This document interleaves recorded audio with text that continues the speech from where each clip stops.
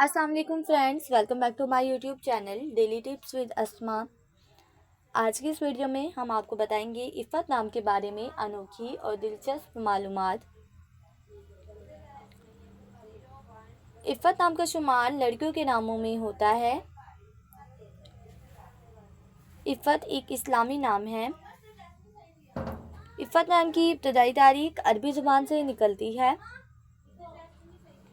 इफ़्फ़त नाम की लड़कियों के लिए खुशकिस्मत नंबर 1 माना जाता है। माहिरीन के मुताबिक इफ़्फ़त नाम का मतलब है नेक और पारसा। इफ़्फ़त नाम की लड़कियों के लिए खुशकिस्मत दिनों में बुध और जुमे का दिन शामिल है। इफ़्फ़त नाम के अफराद के लिए मुवाफिक रंगों में पीला, सब्ज़ और हल्का सब्ज़ रंग शामिल है। इफ़्फ़त नाम के अफराद के लिए मुवाफिक पत्थरों में नीलम पत्थर शामिल है। खुशकिस्मती वाली धातों में हिंसों के हिसाब से कांसी शामिल है। फ्रेंड्स, अगर आप अपने नाम का मतलब जानना चाहते हैं तो कमेंट बॉक्स में अपना नाम लिखें। इंशाल्लाह हम आपके नाम की वीडियो ज़रूर बनाएंगे। Thanks for watching. अल्लाह हाफिज़।